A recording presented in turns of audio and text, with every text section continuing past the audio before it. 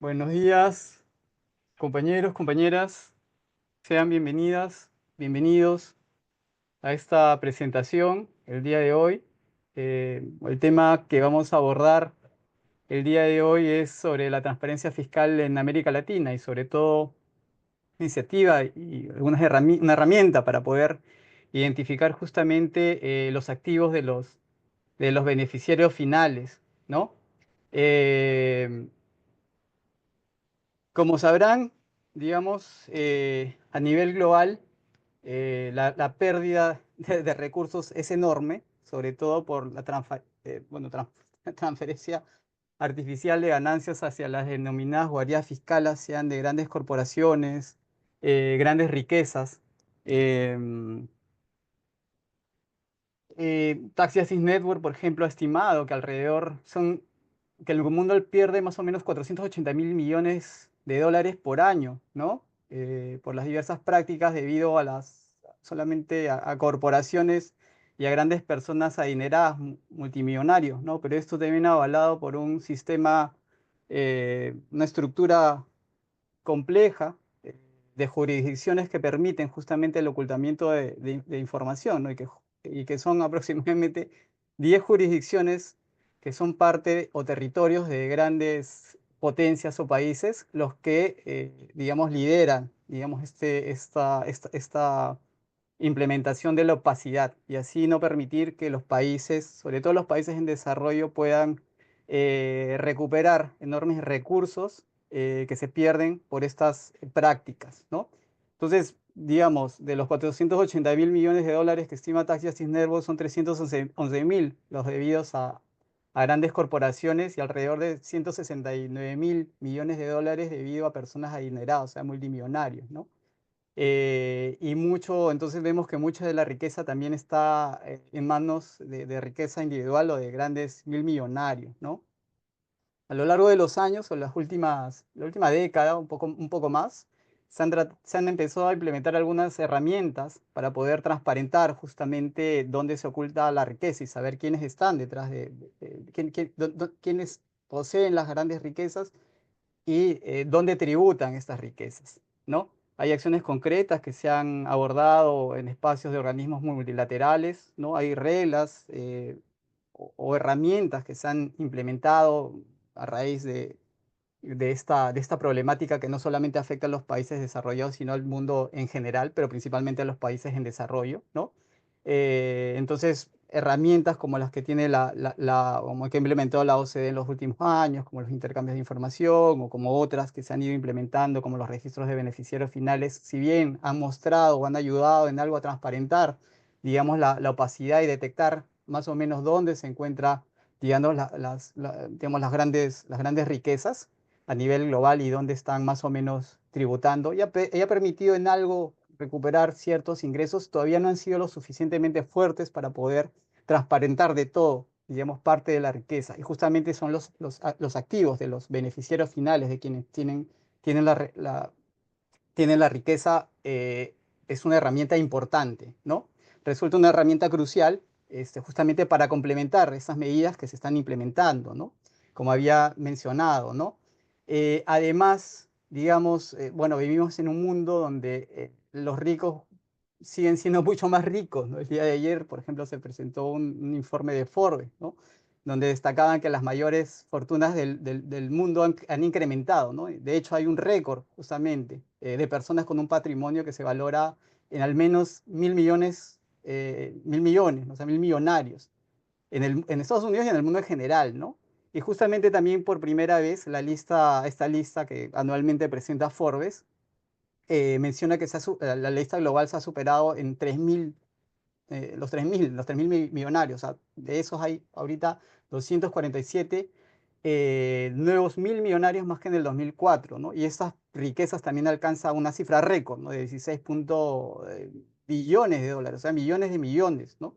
Mucho más que lo que había el año pasado y mucho más grande que el PBI mundial, ¿no? Entonces, justamente para un poquito adentrarnos en esta temática, el día de hoy tenemos a nuestro colega Andrés Nobel, Andrés es investigador principal en el tema de beneficiarios finales de Taxi Assist Network, ¿no? Y un consultor de diversos organismos también, y ha participado en diversos espacios, en organismos multilaterales y otros espacios justamente para transmitir algunas de las herramientas que a lo largo de los años Tagiasis Network ha tenido y ha trabajado, sobre todo en este tema de transparencia fiscal, ¿no? Como los registros de beneficiarios finales y ahora justamente con las iniciativas o herramientas que, digamos, de identificación de dónde están esos activos, ¿no? Eh, entonces él nos va a ampliar un poquito más justamente de la importancia del fortalecimiento de los marcos tributarios vigentes para la transparencia fiscal. Justamente nos va a comentar un poco de qué va esta propuesta, ¿no? De identificación de los activos de beneficiarios finales, ¿no? Y sobre todo en un marco en el cual también muchos países están tratando de abordar justamente una implementación de los impuestos a la riqueza, ¿no? Entonces, ¿qué tan fuerte puede ser una herramienta de esta naturaleza para poder complementar a las otras, ¿no? Y lograr justamente terminar con esta opacidad que vive el mundo actualmente, ¿no? Y además también identificar justamente la pérdida de activos por otras consecuencias como el lavado de activos, ¿no? Entonces, con esta breve presentación, yo quería dar pase a Andrés Nobel, ¿no? Que nos va a hacer justamente la presentación de esta temática, ¿no? Entonces, bueno, con Andrés vamos a tener unos 20 minutos, 25 minutos máximo de presentación, para que luego podamos hacer algunas preguntas, algunos comentarios, y bueno, y resolver cualquier duda que tengan por ahí, ¿no? Intercambiar en general cualquier iniciativa que tengamos y que pueda complementar justamente este trabajo, ¿no? Entonces, Andrés, bueno, te dejo en el uso de la palabra y nuevamente muchas gracias por sumarte a esta actividad. Muchas gracias, Luis, por la invitación y a todos por venir a participar. Eh, esta es la presentación. ¿La pueden ver bien? Sí, lo vemos, Andrés. Bueno, a ver, un poco esto surgió en Tax Justice Network, se viene trabajando bastante con la idea del impuesto a la riqueza y cómo hacerlo. Yo venía analizando diferentes papers que había al respecto y en todos se mencionaba a beneficiarios finales de una forma bastante tangencial. Y un poco el principal planteo que yo quería hacer y que hicimos en este paper es decir, a ver, al margen de cómo es el impuesto a la riqueza, y va a haber un paper segundo que va a tener propuestas de cómo diseñarlo, el principal planteo es, el que quiera hacerlo para un país como Argentina que ya tiene desde el impuesto a los bienes personales o bueno, el otro impuesto que se hizo en el 2020, a cualquier otro país que lo piense implementar, si no hay información de los activos, es básicamente imposible implementarlo o hacer el enforcement. Entonces, un poco la propuesta esta era, bueno, cuánta transparencia y cómo y de qué hace falta para que el país que quiere hacer un impuesto a la riqueza, independientemente de cómo sea ese impuesto, pueda implementarlo y pueda exigir el cumplimiento.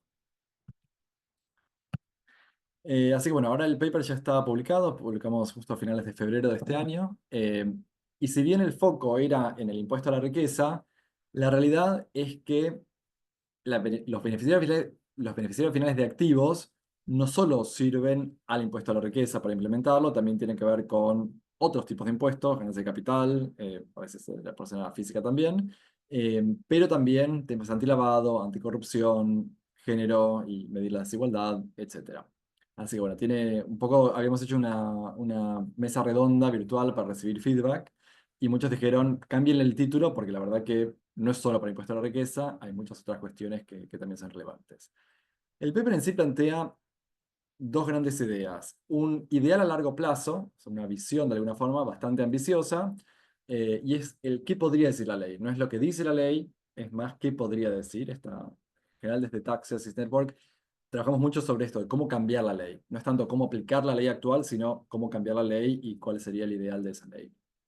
Ahora, para bajarlo un poco también a la realidad, especialmente por cuestiones más de qué es factible o no, también proponemos medidas de corto plazo, principalmente porque algún país ya la está implementando, pero especialmente porque, bueno, el ideal obviamente implica una coordinación y que todos los países lo hagan, especialmente los centros financieros internacionales, pero un poco las medidas de corto plazo implican que cualquier país, por más chico que sea, podría estar haciendo cosas unilateralmente hasta tanto exista esa visión y esa cooperación. O sea, no es que hay que esperar, no es como un intercambio automático de información que, bueno, si Suiza no te comparte, no hay mucho más que hacer. Hay medidas que proponemos acá que de vuelta no hace falta esperar y se podrían implementar unilateralmente. Entonces, como les contaba, hay en muchas publicaciones recientes de la OCDE, del Fondo Monetario, de UN, de las Naciones Unidas, se habla, ¿no?, del impuesto a la riqueza y beneficiarios finales se menciona en general como una medida antiabuso. Bueno, hay que, por las dudas, beneficiarios finales, por las dudas, fideicomisos, por si hay una medida antiabuso. Y un poco nuestra postura es, mejor discutamos, acordemos y regulemos qué transparencia hace falta desde el vamos y desde la ley, porque si no hay que dejárselo a los tribunales, que es un proceso largo, hay que probar la intención a veces de que es ocultar algo para pagar menos impuestos, no es que es tan fácil. Y de vuelta, después de tantas malas experiencias, especialmente la Corte de Justicia de Europa, ¿no?, que viene terminando con tantos procesos de transparencia, nuestra postura es, no se lo dejemos a la Corte si justo la administración encuentra o intenta alegar el abuso, pongámoslo como una exigencia de entrada. Y un poco el planteo también del paper es que hay tres puntos de entrada independientes para ver, para identificar los beneficiarios finales de los activos. Esto es un poco, no sé cómo se usa en español, así que bueno, esto es el High Net Worth Individual, básicamente es individuo de altos patrimonios, así que bueno, lo van a ver escrito así, significa eso. Entonces, por un lado es, bueno, empezar por el individuo que ya conocemos, y de hecho, como mencionaba recién Luis, Forbes publica cada año la lista de los multimillonarios o de los billonarios, así que ya tenemos una buena fuente de entrada. Pero obviamente también puede haber testaferros, o puede haber muchos de estos que sean desconocidos. Así que vamos a plantear ideas, o el paper plantea ideas de qué hacer con estos desconocidos. Por otro lado es empezar por el activo, ¿no? Uno dice, bueno, o empiezo por los de Forbes. Otra postura sería decir, empiezo por el activo, me fijo, no sé, los inmuebles. Pero hay muchos activos que no tienen que ser registrados, si pensamos en el arte o las joyas o los metales preciosos, entonces hay que pensar otras formas de obtenerlo y acá de repente la idea de información en manos de terceros. Y el último punto, que creo que es el menos pensado, el menos discutido, es la cuestión de la relación. De vuelta, muchas veces lo que se piensa principalmente es la propiedad. Bueno, ¿quién es el dueño de esta casa? ¿Quién es el dueño de este Picasso?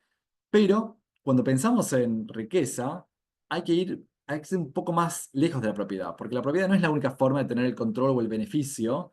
eh, Tal vez es la realidad, pero bueno, si alguien quiere ocultarse, tal vez no se va a mostrar como el dueño, pero de repente es la persona que estuvo financiando la adquisición de algo. Y entonces ese dato de quién financió la adquisición de un yate privado puede develar entonces quién es el verdadero dueño, que sí es un individuo de altos patrimonios. Entonces, un poco el porqué de... Yo creo que hay algo en el chat, yo justo no puedo leer bien, no, está bien. Pero si cualquier cosa, si no, interrúmpanme, porque me cuesta si comparto pantalla, así que cualquier pregunta o algo, interrúmpanme directamente. Entonces, un poco el porqué, ¿no?, de beneficiarios finales de activos. Piensen que en general, y esto el paper explica un poco, cuando hablamos de beneficiarios finales, se habla mucho de beneficiarios finales de vehículos jurídicos, personas jurídicas, una sociedad, una empresa y fideicomisos. Este paper plantea, bueno, no, al margen de eso, además de eso y como complementación de eso, hay que pensar directamente en el beneficiario final del activo, del inmueble, del yate, del avión privado. Entonces, ¿cuál es el objetivo? Por un lado, conocer la base completa, la base imponible completa. O sea, de vuelta, tenemos la lista de Forbes, pero bueno, ahí sabemos lo que tienen en general a nivel de securities, de títulos valores que se negocian, no sé, Mark Zuckerberg, de cuáles son el valor de las acciones de Facebook. Ahora, Mark Zuckerberg puede tener muchos otros activos y beneficiarios finales de activos es lo que nos brindaría ese dato. Por otro lado, la mayoría de los impuestos a la riqueza, y acá el paper intenta abarcar cualquiera, no solo un impuesto, como es en Argentina y en muchos países, este impuesto a la riqueza neta, hay otros que son impuesto a la herencia, impuesto a las ganancias de capital, o sea, cualquier, o esta ganancia, este impuesto a los billonarios, o este exit tax, que hay muchos países europeos que cobran, que es cuando alguien va a cambiar la residencia fiscal, le cobran un impuesto como si fuera que estuviera vendiendo todos sus activos. Pero bueno, en el caso que el impuesto a la riqueza sea un impuesto a la riqueza neta, es básicamente activos menos pasivos. Y entonces acá el paper un poco explica esa diferencia en que el individuo de altos patrimonios seguramente, si no quiere pagar impuestos, va a intentar subdeclarar sus activos, pero sobredeclarar los pasivos. Va a decir, no, tengo deuda, tengo hipotecas, tengo muchas cosas. Bueno, beneficiar de bienes activos también sirve para auditar esos pasivos y ver si son reales o son ficticios.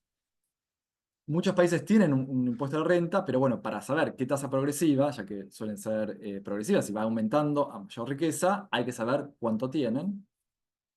Y después, obviamente, detectar a estos individuos de altos patrimonios desconocidos, ¿no? Los de Forbes, todos vemos todos. Un desconocido puede ser alguien que es no sé, un narcotraficante, que, bueno, obviamente no quiere dar su nombre, o alguien que tal vez hizo legítimamente, pero no es dueño de, tal vez es una empresa familiar, que no está listada en bolsa, así que tal vez nadie sabe quién es. Estos primeros cuatro sirven para hacer cumplir los impuestos, pero después también hay otros beneficios. Uno que tiene que ver más con la cuestión no de la riqueza del individuo de alto patrimonio, sino los ingresos. Y está esta cuestión donde para los que son asalariados, de repente, en muchos casos, en muchos países, no es que el asalariado tiene que ir a declarar su impuesto. Directamente su empleador le hace la retención y le pasa directamente el impuesto a la administración fiscal.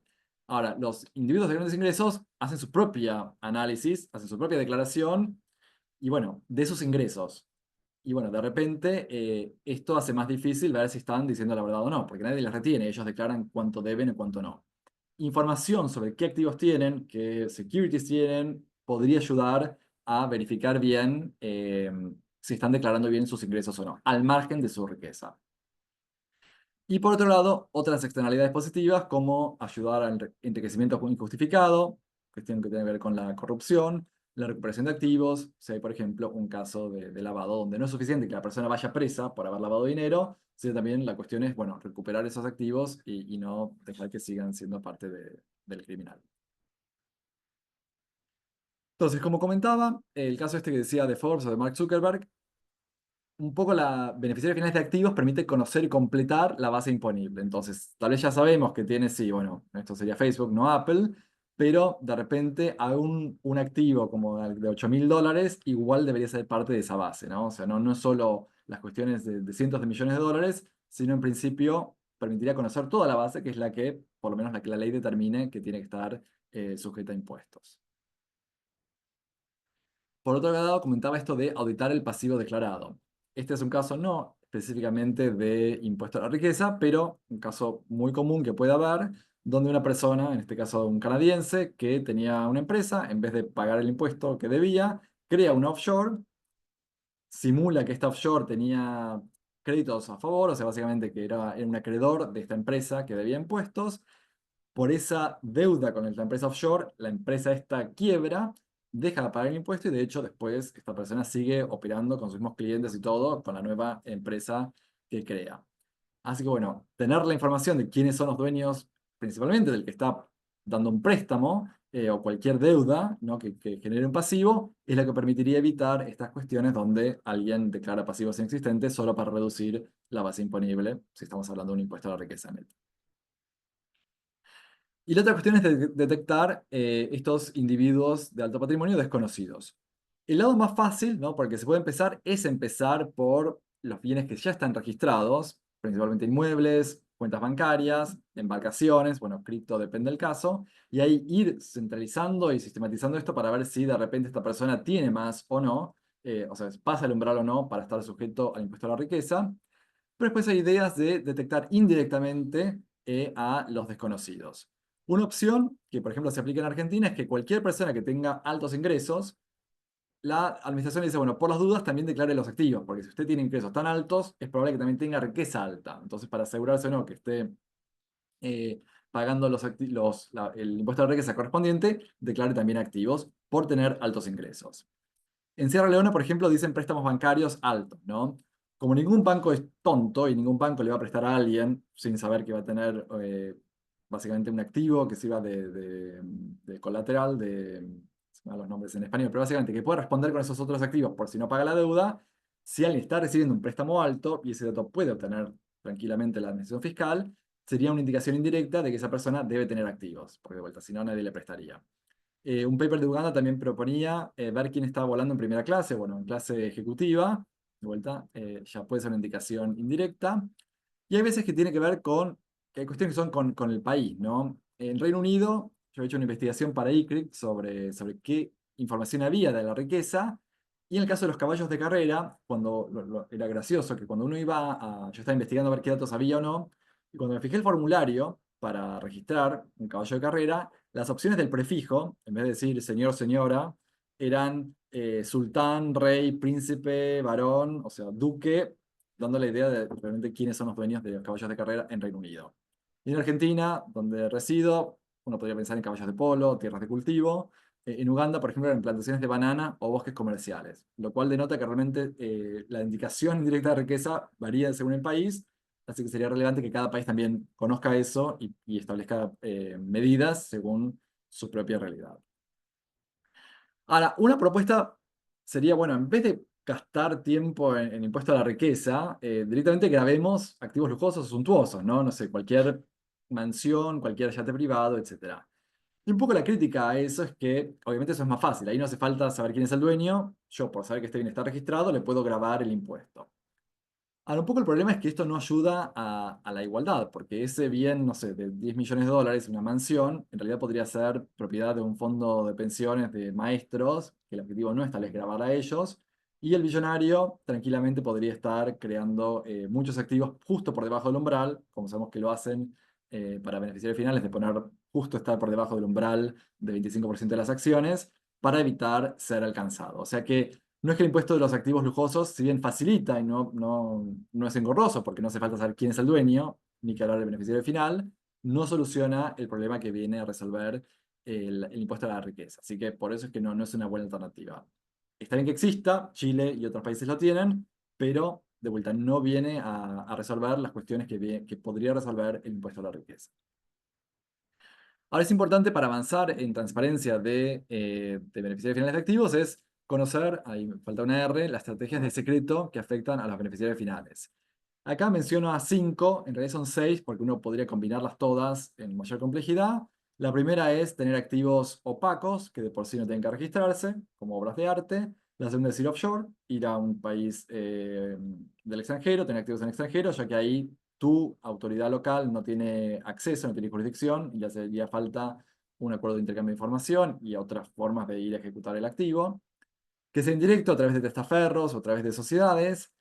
Partir la propiedad para dar la apariencia de que es muy mínima y que entonces no, por ejemplo, sería menor al tema de sanciones. Para sanciones en general se aplica 51%, beneficiario al final es 25%, y en este caso mostramos cómo esta persona diría, no, yo no soy beneficiario final, tengo solo el 3,4. Si uno conociera toda la cadena de titularidad, cosa que no es fácil conocer, uno vería que controla todo y por eso es beneficiario final, pero bueno, uno podría partirla. O directamente no tener propiedad. Podemos pensar que acá el millonario es el fiduciante o es el beneficiario, podría ser cualquiera de los dos, y en sí que hay una empresa, pero la empresa se está haciendo un alquiler del yate, ni siquiera es la dueña. Por eso es que la propiedad en la práctica es la dueña, pero en los papeles aparecería solo como quien alquila o quien lo opera. Entonces es que por eso que no es suficiente con enfocarse únicamente en la propiedad cuando estamos hablando de activos. Para beneficiarios finales corporativos tampoco debería ser suficiente la propiedad del control, pero bueno, por lo menos en activos es aún más claro. Y un poco la cuestión que alguien diría, bueno, pero ¿para qué algo nuevo si en realidad ya tenemos beneficiarios finales de empresas y fideicomisos y el intercambio de información? Y acá un poco el paper plantea que no es suficiente. Ayuda, obviamente, pero no es suficiente. Beneficiarios finales corporativos, aun si pensamos en los registros de beneficiarios finales, suelen tener un alcance limitado. Principalmente no abarca a fondos de inversión y empresas que cotizan en bolsa, además de que muchos ni siquiera abarcan a los fideicomisos o lo hacen mal. La definición de beneficiario final es defectuosa, principalmente por los umbrales altos que maneja, más del 25%. En sí, el registro de accionistas o de legal owner suele ser defectuoso y no siempre hay que actualizarlo. O sea que en realidad, si ya no sé quién es el accionista, verificar al beneficiario final es imposible. Y además suelen tener acceso restringido y tal vez le dan acceso a la autoridad local, fiscal o a la UIF, pero no a las de empresas, a las autoridades extranjeras o a la sociedad civil, etc. El intercambio de información tiene altas barreras de entrada.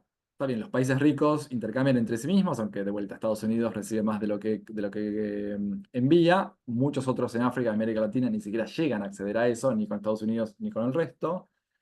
En sí, para aquellos que acceden al intercambio automático, como el CRS, es limitado. Abarca cuentas financieras, pero básicamente no activos. Se está trabajando en el CARF, que es para avanzar hacia cripto. Hay una propuesta de empezar ese intercambio automático de propiedad de inmuebles, pero recién está empezando. Pero bueno, hay muchos otros tipos de activos que no están cubiertos. Y aún si pensamos en el intercambio previo solicitud, tiene muchas limitaciones, como por la prohibición de expediciones de pesca, así que uno no podría decirle, a ver, país B, contame todos los residentes del país A que tengan, no sé, una propiedad de inmueble o de algo. Eso no se puede hacer. Así que de por sí ayuda el intercambio, pero no es suficiente. Bueno, ¿y cuál es esta propuesta no ambición, esta visión a largo plazo? Eh, en principio, lo que proponemos es, en vez de hacer un nuevo estándar y una nueva propuesta específicamente para activos, decimos, es algo de alguna forma que intenta abarcar todo lo que ya existe. Todos los estándares internacionales que existen y también el marco legal jurídico, tanto local o regional o el potencial. Ahora, esto no implica afectar al marco legal. ¿Qué quiero decir con esto? Nuestra propuesta de transparencia sería, por ejemplo, abarcar al dueño de la casa, ya sea si es por propiedad, por control, porque tiene un poder de administración, o a la persona que alquila. Es un poco más amplio, pero bueno, suponemos que es algo hiper amplio, mucho más amplio de lo que piden muchos estándares. Eso no implica que ahora el estándar o que la ley cambia. La ley local va a seguir la que siga determinando quién es el contribuyente sujeto al impuesto a la riqueza. Y si la ley local dice que solo es el que tenga propiedad directa o indirecta, por más que por transparencia tengamos que identificar a todos estos, la ley va a decir la única que paga es María. O sea, de vuelta, la propuesta es toda la información que debería empezar a juntar los países para tenerla. Eso no cambia el registro de beneficiarios finales de las empresas, ni siquiera cambia lo que diga la ley ni de recupero de activos ni de impuesto a la riqueza. La ley sigue siendo lo mismo. El objetivo es que la autoridad tenga todos los datos necesarios para cumplir esta ley y otros estándares. Entonces, por eso es que esta propuesta es un poco más abarcadora. Lo que implicaría es asegurarse la registración completa de activos, todo activo relevante, no solo los actuales, por ejemplo, arte, piedras preciosas, cripto, bueno, podríamos pensar en qué otras cuestiones que no están todavía sujetas a registro, y en muchos casos ya están registros, porque pensamos en propiedad inmueble, la propuesta es mejorarlos. Asegurarse que siempre se pida al titular directo. Muchas veces lo que se pide es, por ejemplo, al operario o al que lo usa. Bueno, no, asegurarse que sí o sí esté el titular directo, que esté el dato del precio o el valor, que no siempre está, el origen de los fondos, rara vez se pide, el propietario interior, a veces se puede obtener, pero en general una vez que uno cambia ya no está el dato del anterior, y principalmente la relación al activo. No quedarse solo con la propiedad, sino también pensar en quién está alquilando, quién está usufructando, quién fue el que tiene una hipoteca a su favor, porque fue el que financió la adquisición. Esto no se pide. Por ejemplo, Argentina sí tenía un régimen que creo que ahora es opcional, donde uno puede declarar la locación de un inmueble que está haciendo, el alquiler de un inmueble, con lo cual la autoridad podría tener ese dato. Y acá con esto voy es que no es tan radical lo que estamos planteando. Argentina ya, por lo menos la renta de inmuebles, ya lo está pidiendo y solicitando que se registre. Bueno, el segundo punto es mejorar la registración la completa de vehículos jurídicos, empresas y fideicomisos. Por un lado, aumentar el alcance que abarque a todos los tipos de vehículos jurídicos, no solo personas jurídicas y fideicomisos, o asegurarse que sean los fideicomisos, pero como decía, fondos de inversión, empresas listadas, estructuras que no tienen personalidad jurídica. Por lo menos en Reino Unido, una estructura que se usa muchísimo para fondos de inversión es la Limited Partnership, que en Argentina sería la sociedad en comandita simple. En Reino Unido, esa no es ni una legal person, no es una persona jurídica, tampoco es un trust, o sea que en realidad no tiene que registrarse ante nadie. Ese es un problema que obviamente hay que resolver. Por otro lado, que la definición abarque todas las relaciones al vehículo jurídico, como decía, no solo la propiedad o tal vez el control por otros medios, sino por la administración, quién es el acreedor, quién es un inversor o especulador que tiene opciones o futuros sobre la empresa, abarcar lo más posible. Esto, de hecho, ya lo pide Estados Unidos. en su ley, que está, bueno, ahora que no se aplica a casi nadie desde que se redujo el alcance de la ley. Y también a veces abarca a Estados Unidos a quien es acreedor, por ejemplo, de acciones convertibles, de deuda convertible en acciones. O sea que de vuelta, esto no es tanto más alejado de lo que ya existe en algunos países. Y obviamente el ideal sin umbrales, como sigue siendo Argentina el que aplica, y Ecuador, que era de los pocos que lo aplicaba, ya eso lo cambió. Eh, no planteamos que cada registro de activos empiece a registrar al beneficiario final. Lo que decimos es, pueden interconectar a los registros de activos con el registro de beneficiarios finales. Ya que beneficiarios finales es tan complejo y tantas formas de no decir la verdad de todo, pretender que cada registro de activos va a aplicar correctamente la definición y va a saber cómo verificar es demasiado ambicioso. Por eso el planteo es, usted registro de activos, registre bien el activo, vea quién tiene hipoteca, prenda, quién está alquilando, el precio, y sí o sí registre al legal owner, al titular directo. Y que sea el registro de beneficiarios finales el que me diga el beneficiario final de cada uno de esos vehículos jurídicos y ahí entonces poder determinar bien quién es el beneficiario final. Y el acceso, si bien yo personalmente propongo más acceso público, con limitaciones y todo, pero básicamente público, bueno, en el paper este no queríamos así asustar a nadie, así que dijimos, bueno, en principio, acceso por parte de autoridades basado en sus mandatos. Por ejemplo, la Agencia Anticorrupción tendría acceso a los PEPs, o sea, beneficiarios de activos de los PEPs, las personas expuestas políticamente. Como diciendo, bueno, limitar el acceso según lo que realmente necesite cada administración o cada autoridad. Bueno, esta es la visión a largo plazo. Ahora voy a las, creo que son 4 o 5 medidas complementarias de corto plazo. La primera, bastante obvia, es exigir una autodeclaración obligatoria de activos por parte de individuos de altos patrimonios. De vuelta, cualquier impuesto, cualquier país que tenga un impuesto de riqueza, le va a exigir una declaración jurada al contribuyente. Argentina lo hace, así que de vuelta, esto no. O el Reino Unido, que tiene un impuesto a la herencia, también pide cuando hay un fallecimiento que si pasa el umbral que se declare, no es nada nuevo. Y de alguna forma es bastante similar a las declaraciones de activos o de intereses que hacen los funcionarios públicos ante la Oficina Anticorrupción y que suelen hacerse públicos. O sea, de hecho, en ese caso son públicos, demostrando que tal vez no es tan riesgoso, principalmente si lo pensamos no para cualquier persona, sino para los billonarios de cada país. Bueno, habría que sí declarar el tipo de activo, como ya se suele hacer. La ubicación no siempre se pide, el valor que suele estar, y la cadena de titularidad es un dato muy relevante para saber realmente cómo es que los grandes contribuyentes o los individuos de alto patrimonio ejercen el control de la titularidad. Porque, vuelta, es poco probable que lo hagan a título personal y directamente. Sería bueno saber si lo hacen a través de fideicomisos de Chipre, si lo hacen a través de propiedades, sociedades de Panamá, cómo es que son dueños de esto, sería un dato de mucha relevancia para las autoridades. La otra es mejorar los registros actuales. Como decía, ya hay muchos países que tienen registros de beneficiarios finales corporativos para personas jurídicas y fideicomisos. Bueno, asegurarse que sí cubra a los extranjeros también.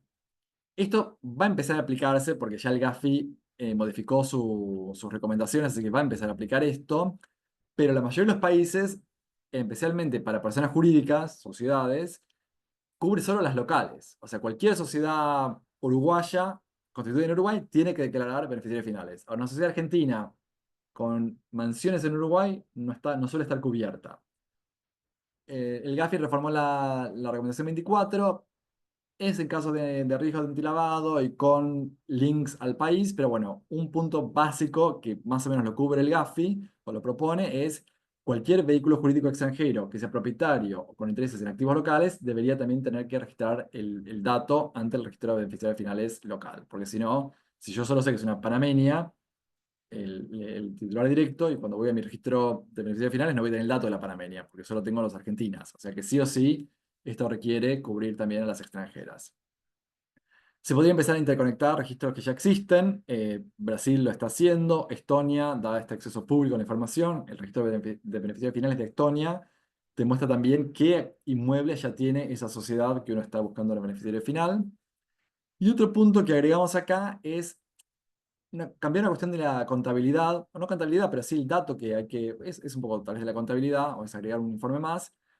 La mayoría de las empresas, sociedades que están registradas ante el registro comercial tienen que declarar los estados contables y muchos datos.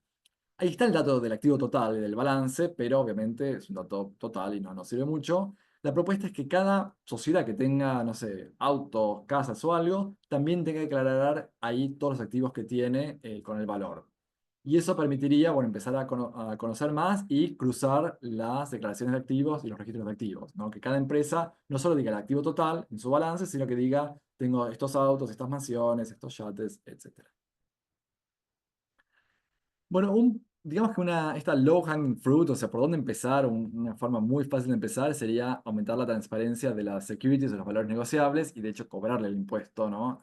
Si un país quiere empezar un impuesto a la riqueza y no sabe por dónde empezar, bueno, empiece con la lista de Forbes y cóbrenle el impuesto por lo menos por lo que sabemos que está declarado ante la bolsa, que es las acciones que tiene que cotizan en bolsa.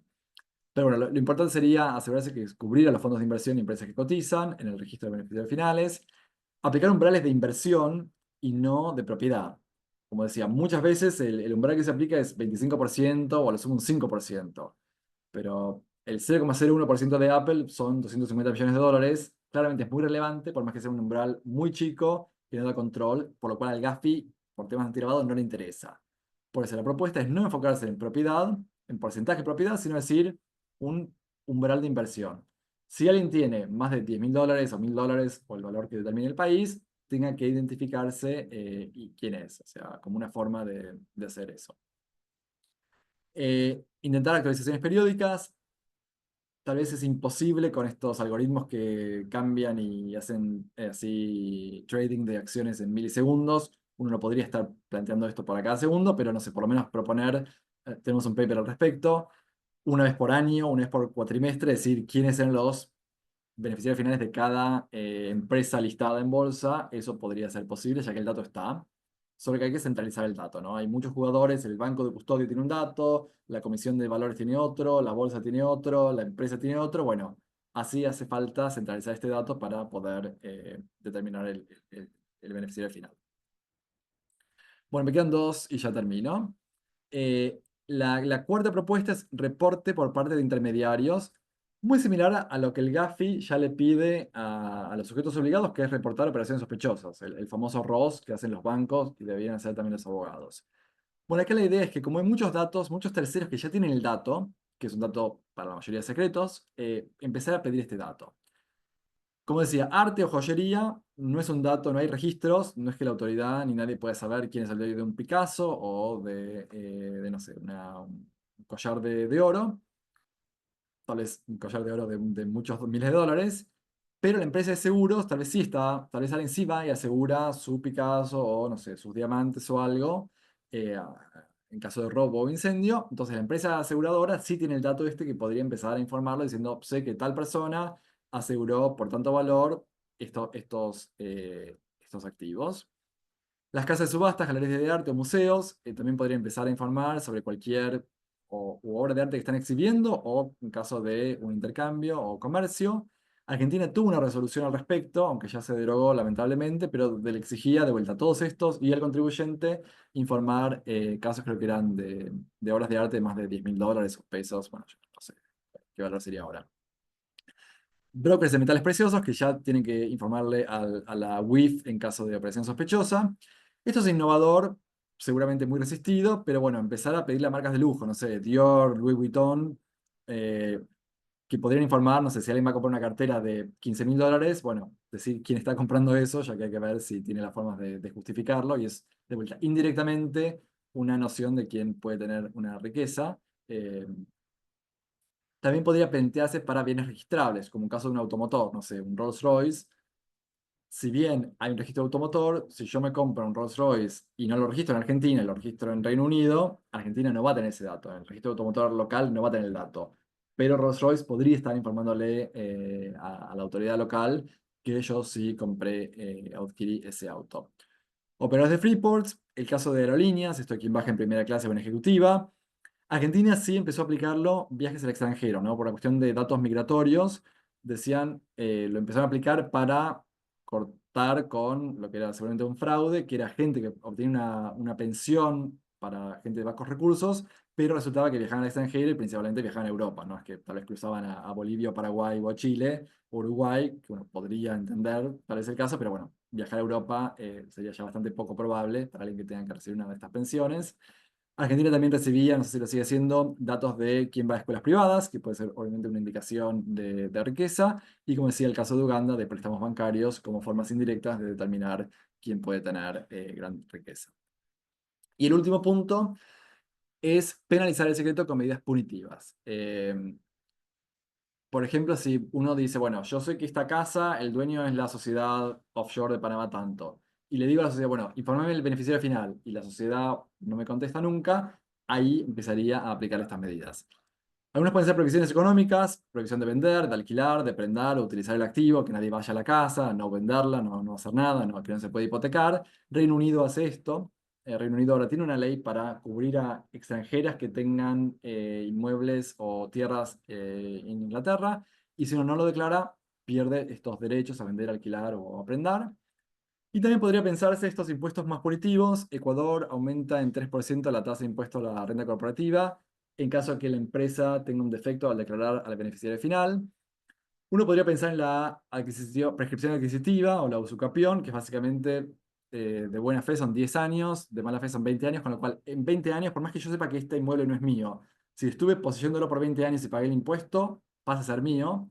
Eso sería más o menos parecido a un impuesto del 5 al 10% al año, hasta que eventualmente el Estado se haga el dueño de este activo, del cual no sabemos quién es su beneficiario final. Una propuesta del Reino Unido de cobrar el 10% en caso de pagos a empresas opacas, o sea, cualquier pago que hace una empresa del Reino Unido a una empresa, por ejemplo, de Caimán, que no revela al beneficiario final, esta propuesta decía, bueno, cóbrenle un 10% más de impuesto. Y el caso más grave, o sea, si a alguien le parece mucho el 3% o el 10%, piensan que FATCA en sí implicaba un impuesto del 30% a cualquier pago que salga con Estados Unidos. O sea que empezar a cobrar un impuesto alto, incluyendo un 30% por la opacidad, no es algo tan radical, porque bueno, hasta Estados Unidos lo estaba haciendo. Bueno, y ahí sí termino, y esas son todas las propuestas. Muchas gracias. Genial, muchas gracias Andrés por esta explicación, bueno, tan detallada de cómo funcionaría, digamos, las propuestas tanto a mediano, corto plazo de la implementación de los activos de los beneficiarios finales, ¿no? Que la idea, entiendo, también es complementar más que superponer a las herramientas o registros que ya se tiene, digamos, actualmente, ¿no? Que como habías contado, en algunos casos son limitantes, digamos, a la hora de identificación de los beneficiarios finales y además no solamente de ellos, sino también de los terceros que tienen una participación y un rol preponderante justamente también en ese esquema, digamos, de ocultamiento de información, ¿no? Entonces, eh, muchas gracias por todo ese intercambio, por actualizarnos, ¿no? Por señalarnos justamente por qué es importante tener o complementar con estas medidas, ¿no? Y poder fortalecer también los sistemas de transparencia legales y jurídicos que tienen nuestros países, ¿no? Entonces, eh, bueno, yo voy a tratar de abrir un poco las intervenciones, aunque tenemos intervenciones básicamente de preguntas y respuestas por el chat, ¿no? Pero igual, digamos, está abierto para que las participantes que están en línea puedan también opinar, intercambiar. Tenemos alrededor de 15 minutos, digamos, para un intercambio rápido después de la presentación de Andrés, ¿no? Y bueno, de momento tenía dos preguntas, ¿no? La primera de Carlos Arana, ¿no? Que nos preguntaba, digamos, decía, los instrumentos financieros son diversos y pasan de gestores a gestores, ¿no? Entonces nos preguntaba si se tiene algún estudio o experiencia de seguimiento de los beneficiarios finales, ¿no? No sé si Andrés, tú quieres comentarnos un poquito de esto, Sí, de hecho, mientras voy a buscar el paper para compartirlo, un segundo. que es el que tuviste con el BID. No, es uno de Tax Ah, Justice es un and nuevo. Law. Ah, ok, ok. Este que es 2019. A ver, un poco Ah, el ok. problema. Ahora lo comparto, acá lo encontré. Voy a ponerlo para todos. El problema de los fondos de inversión, no sé si te referís a eso, es que de vuelta está muy fragmentada la información. Y en general hay países como en Reino Unido y Estados Unidos donde la empresa que emite, por ejemplo, Facebook, si emite, tiene acciones que cotizan, si la empresa quiere saber el beneficial owner, el beneficiario final, puede pedirlo. Entonces uno va eslabón por la cadena, le pedís tal vez al Central Securities Depository, si no lo sabe, le pide al banco custodio, si no lo sabe, le pide al otro fondo, a cada uno hasta ver quién es el beneficiario final de esta acción determinada.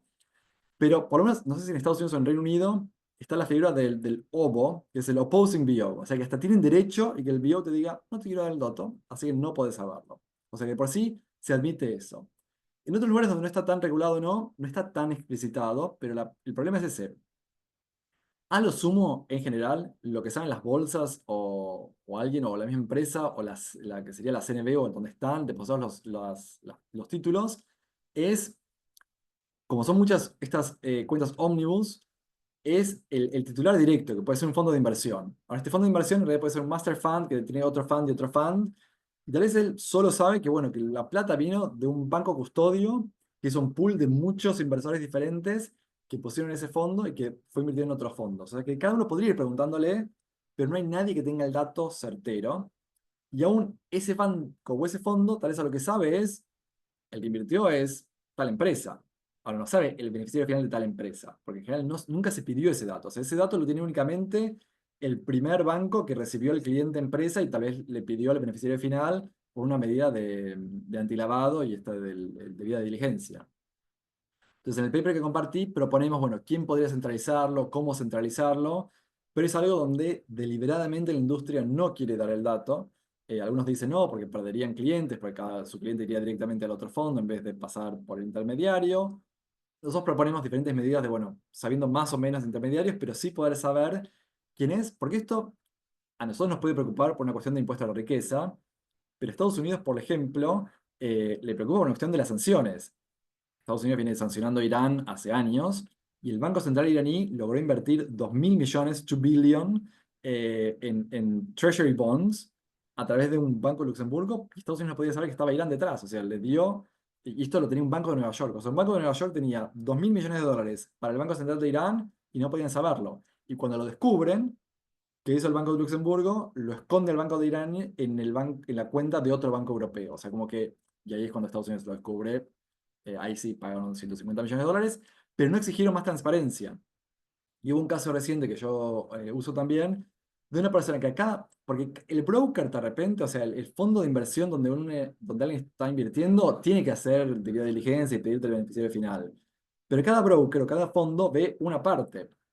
Entonces había esta persona que tenía a través de muchos brokers y muchos fondos, tenía muchísima exposición y al final todo un caso de fraude, insider trading, que de repente cuando se dieron cuenta costó como 200 billion, o sea, fue un desastre lo que le costó a las bolsas de Estados Unidos y es solo por la falta de información que hay. O sea que esto afecta también a las bolsas y al regulador, no una cuestión de impuestos, pero por una razón hay poco interés en avanzar en eso.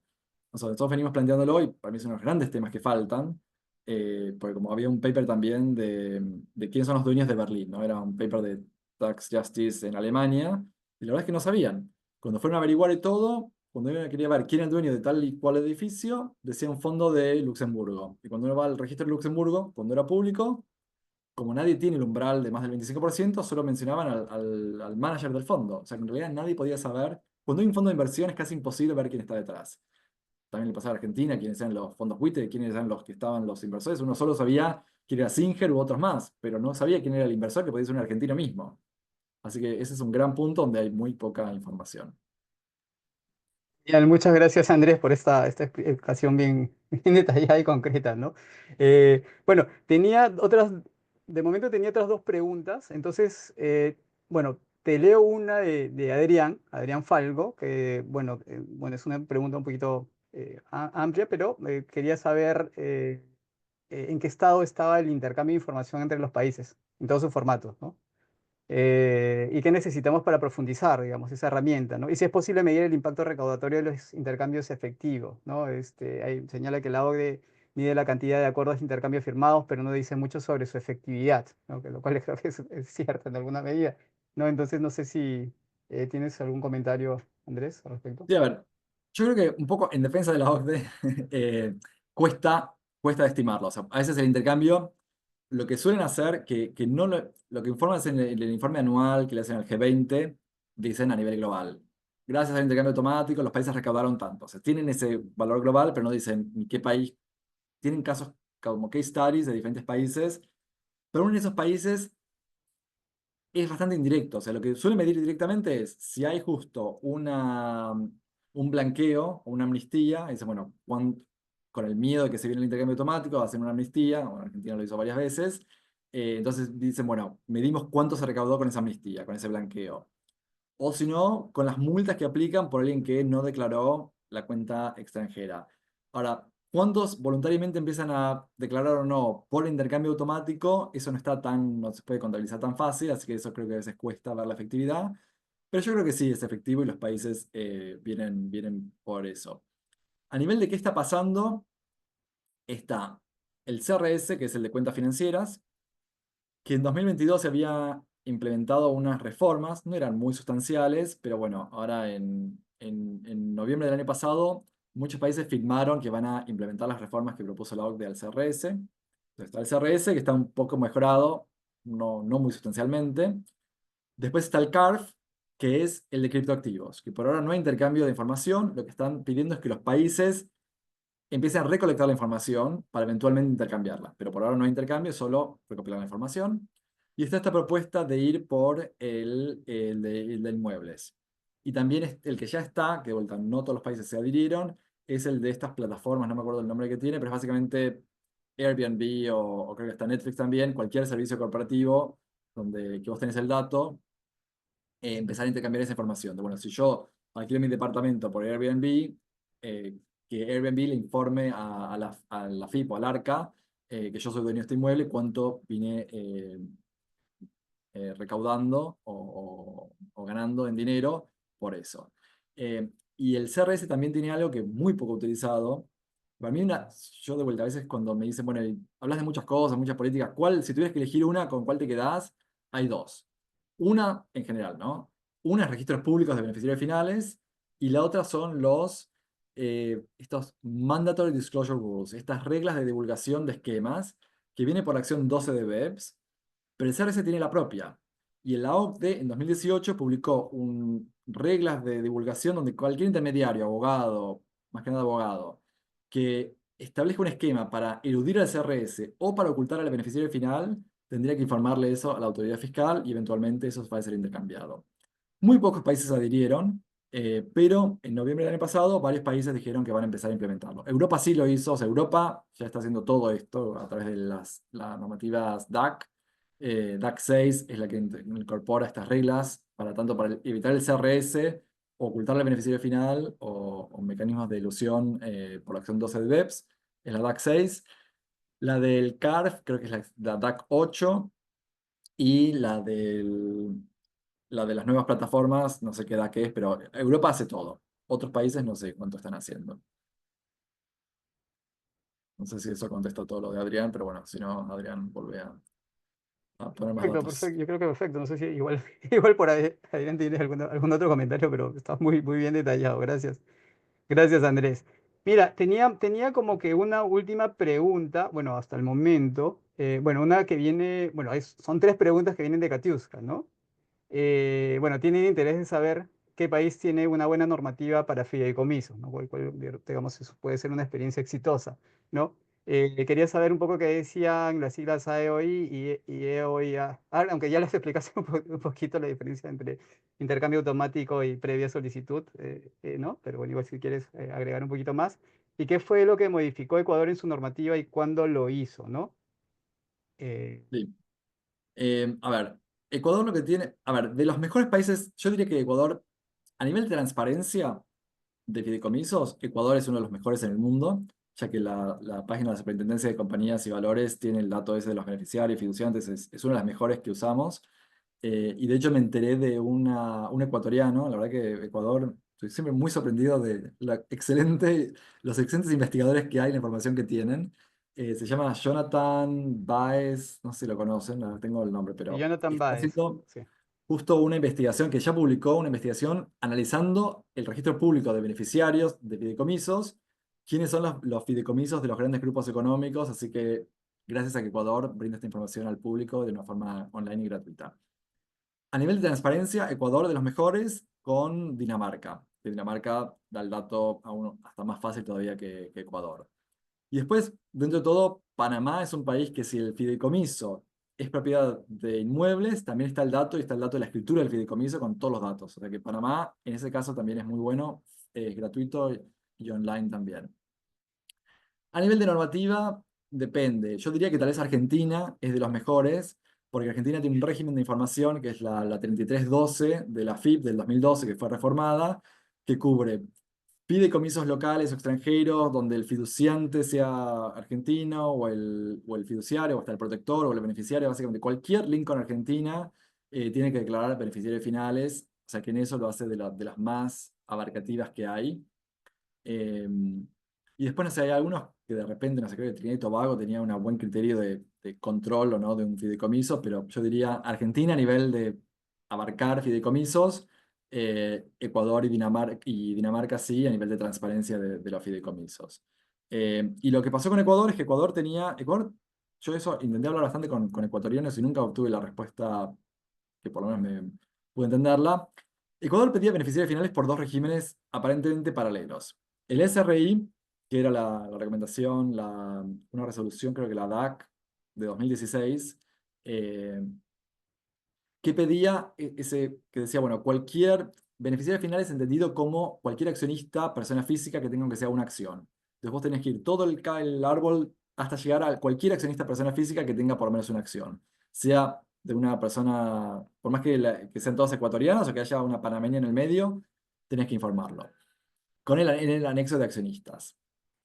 Eso, por la presión que le puso el Foro Global a Ecuador cuando hace el análisis de pares, el peer review, le dice, no, no, no, ustedes no van con el GAFI pide control por otros medios, bla, bla, bla. O sea que Ecuador saca una ley que cambia la definición y dice, bueno, hace una definición que se adhiera al estándar, propiedad o control por otros medios, pero saca el umbral del cero de una acción y lo pasa al 10%.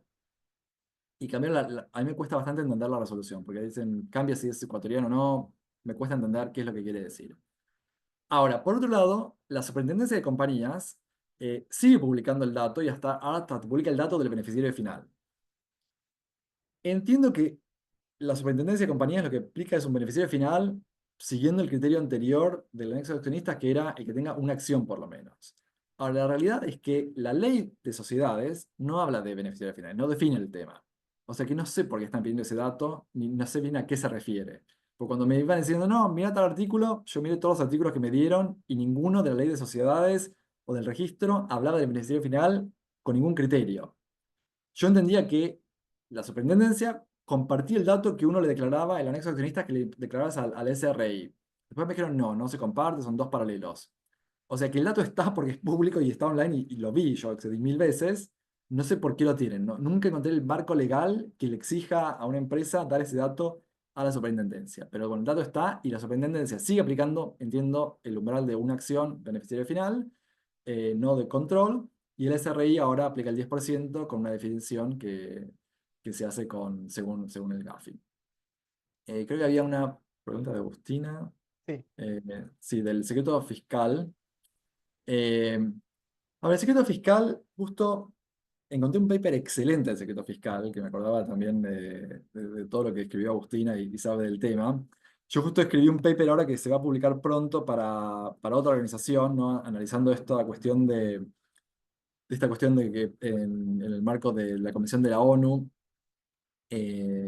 esto de que se metió en la parte de human rights, que bueno, muchos estaban contentos con human rights, en África estaban un poco preocupados, esa interpretación de por qué puede ser problemática y cómo en Europa especialmente se viene haciendo muy problemáticamente esta interpretación más que es human rights de las empresas y no hablar de human rights sino más de taxpayer rights, de los derechos del contribuyente, para así empezar a justificar cómo limitar.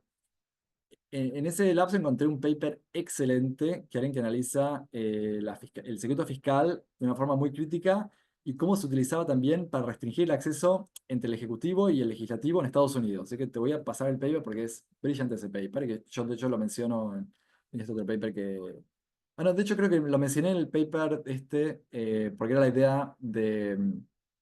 El paper este que me pareció interesantísimo, Y explica esta cuestión de que los grandes contribuyentes no hacen su propio self-assessment del impuesto y cómo eso es un riesgo. Pero te voy a pasar bien el paper. El secreto fiscal acá, en todo lo que yo hablé, no es que juegue un rol que afecte a la autoridad fiscal para el impuesto a la riqueza, porque de hecho la autoridad fiscal tendría acceso en principio y también lo va a intercambiar por lo que le exige el Foro Global, pero sí tendría mucho impedimento para que otras autoridades locales se hagan de la información de beneficiarios finales de activos. O sea, muchas veces la UIF no puede tener el dato, ni que hablar la Oficina Anticorrupción o a veces también cualquier otro. O sea que el secreto fiscal sí juega un gran impedimento, no en contra obviamente del fisco, pero sí en contra de todo el resto de la sociedad, incluso de otras autoridades locales. Eh, pero no sé si apuntaba eso, Agustina, la pregunta o otra cuestión. A ver, lo de Katiuska. No sé si, o sea, no sé cuán público es que el Foro Global le pidió o no. Esto es más un poco lo que uno lee entre líneas o lo que va escuchando, pero un poco después del peer review, no sé si también Gafilat intervino o no, si no, tómenlo como mi interpretación y no rebujen que digo que lo dije yo, pero entiendo que sí, que después eh, del Foro Global un poco Ecuador tuvo que cambiarlo, que de vuelta, que Ecuador agregue la parte de control por otros medios no está mal, que complete la definición. Nuestra crítica fue que pasó del cero umbral al 10%. Y de hecho, la primera ley que se había publicado en Ecuador hablaba de un registro público y después, como lo reguló el SRI, fue: no, público no, solo confidencial y solo para la administración fiscal. O sea que ahí, creo que ahí, con lo que decía Agustina, sí. El tema del secreto fiscal sigue siendo un impedimento para dar acceso público o para que otros más accedan, incluso otras autoridades locales. Perfecto, Si Andrés. queda algo Sí. más. Ajá. Bueno, no tenía más preguntas. Bueno, ahí te pedía, Agustina, si podías pasar el paper también. Eh, bueno, yo no tengo más preguntas, ¿no? Anotadas. Bueno, y en orden un poco también al tiempo, bueno, muchas gracias, Andrés, por haberte tomado este tiempo. Yo tenía una última pregunta, más o menos, abusando un poquito de tu confianza, pero de repente para también empezar a cerrar la actividad, ¿no? Y era un poquito, me pareció súper importante, interesante, las propuestas como siempre muy concretas por parte de Taxi Assist Network y sobre todo por el arduo trabajo que estás realizando en materia de transparencia y bueno, que ha aportado mucho también, digamos, para abordar esta temática en la región sobre todo, ¿no? Y muchas veces también, bueno, parte de los impedimentos es justamente, digamos que es un tema más, digamos, es más político, no es decisión política, tratar de abordar esta temática, ¿no? Y tratar de implementarla, ¿no? Sobre todo en un mundo donde el poder corporativo está, digamos, avasallando también las políticas públicas a nivel global, ¿no? Entonces, el secretismo es parte del trabajo y la labor que se está impulsando, digamos, por un lado, de estas digamos, grandes riquezas que justamente no quieren que se ubique dónde están dónde y cómo están escondiendo, digamos, de una manera. Eh, en ese marco, un poquito hablando ya de implementación, bueno, has hecho recomendaciones de mediano, corto plazo que los países pueden empezar a implementar, ¿no? O empezar a ampliar, ¿no? Pero también, digamos, ¿tú considerarías que en un marco regional, por ejemplo, podría tratar de articular esta experiencia a nivel regional, ¿no? ¿Cómo ves esas propuestas? ¿Cómo ves un poquito el marco regional de abordamiento en materia de este tema? Y de global también, ¿no? Porque como tú ya mencionabas, en el marco de Naciones Unidas también se está abordando un proceso de articulación global y regional, donde propuestas como estas podrían ser muy importantes justamente para el fortalecimiento, digamos, de las administraciones tributarias o las entidades de control de los países para poder intercambiar y acceder a la información de manera más eficiente, ¿no? Entonces, eso quería hacerte como una última pregunta, cerrando ya que veo que no hay otras preguntas, otras intervenciones. A ver, creo que va a costar. O sea, me llama la atención que aún la cuestión del impuesto a la riqueza no, obviamente venimos proponiéndolo y hasta el gobierno de Biden y todo, hasta venían discutiéndolo en G20 y todo, y ahora obviamente creo que se van a otro lugar. Pero en esos lugares, aún esas discusiones, es como que creo que nunca se planteaba de lograr recaudar. Era más, ¿se puede recaudar o no? Nunca decían, muchas veces los papers decían, no tiene sentido el impuesto a la riqueza porque se recauda muy poco. Bueno. Una pregunta es tal vez se recauda poco porque no sirve o se recauda poco porque no tenés la información para hacer el enforcement y asegurarte que la gente pague, pero es como que nunca estaba ese interés y creo que de vuelta con la cuestión esta del derecho a la privacidad de datos personales, la idea de empezar a recopilar más información de activos a mucha gente le va a dar miedo, o sea que hay que plantearlo. Yo no me dedico a hacer campañas, así que eso va a ser más en manos de ustedes cómo plantearlo para no asustar a la gente, pero creo que va a generar mucha resistencia. Un poco lo que creo que ayuda es decir, esto no es solo para impuestos a la riqueza, sirve temas de lavado, de corrupción, o sea, realmente beneficiar de activos serviría a muchas otras cuestiones y por eso es que tal vez muchas autoridades sí quieren hacerlo, pero cómo están dadas las cosas, siento que a mucha gente va, o sea, si hablaban de el miedo del secuestro, por decir quién es el dueño de una empresa que tal vez no tiene ni activos, ahora decir, bueno, quién es el dueño de esta mansión, por más que para mí no haga falta ese dato para hacer un secuestro, no, pero bueno, digamos que es un poco más directo el link. Eh, Así que creo que sí, es una tarea muy ardua desde la campaña para ver cómo lograr convencer y fomentarlo, porque si los países no los veo. De vuelta, el caso de Estados Unidos, que obviamente le interesa sancionar a Irán, no pudo evitarlo, y no es que quiso hacer una mega cambio, así como estableció FATCA a raíz de que los bancos suizos especialmente estaban ayudando a los norteamericanos a evadir impuestos, pudo haber hecho un mega recambio de la transparencia de los fondos de inversión a partir del caso iraní y no quiso tocarlo. Así que, ¿cómo lograr avanzar? No sé, pero a ver, hay muchas cosas que sí se pueden plantear. Empezar a decirle, no sé, a cada país, bueno, pidan, y un poco el paper este que le compartía acá Agustina, que no sé si cuál es el que puso, si Adrián puso el link a ese paper o no. Sí, ahí está el link el link es excelente, el paper ese. Un poco plantea, el poder que tienen los billionaires es tan alto que, bueno, tal vez uno podría equipararlo a un funcionario público. Entonces, tal vez no vamos a empezar a publicitar la información de cuánto dinero tiene cada contribuyente, pero tal vez el billonario sí tiene calidad de funcionario público que requería un poco más. Entonces, empezar a pedir una declaración de intereses como hace el funcionario público o no, o por lo menos que declaren los activos ante la autorización, la administración fiscal, tal vez no es algo tan difícil de hacer. Argentina, como contaba, ya hay muchos regímenes de información. O sea, si yo dijera, hablar de transparencia de activos, difícil plantearlo así. Pero que los países empiecen, por lo menos con dos medidas. Esta la aumentar, o sea, empezar a exigir estas declaraciones de activos, que de hecho hace poco Portugal también se lo pidió y Mozambique, bueno, no grandes países, o sea, lo están pidiendo más como diciendo todos los tienen que empezar a declarar cualquier activo que tengan en el extranjero, o sea, como que se van avanzando un poco hacia ese lado, por temas fiscales, y por otro lado, los regímenes de información. Abogados y bancos ya tienen que informar el ROS a la UIF, ya tienen que informarle mucho dato a la administración fiscal. Empezar a expandir eso, así como tenía Argentina con temas de arte y todo, creo que se podría, son así como los dos más fáciles para hacer.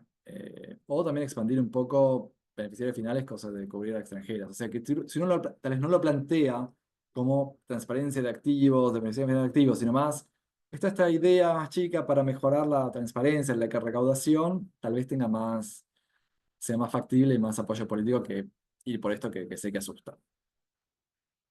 Genial, excelente. Muchas gracias, Andrés. Creo que nos hemos sobrepasado un poco el tiempo, hemos abusado un poquito del tiempo que nos habías brindado para esta, bueno, excelente presentación, ¿no? Una herramienta muy, muy interesante, muy importante que se debe empezar también a tratar de pensar cómo poder también de una u otra parte hacer acciones de incidencia también a nivel regional, de repente a nivel global sobre esta materia e interactuar con como habíamos mencionado, las regulaciones ya existentes en los países.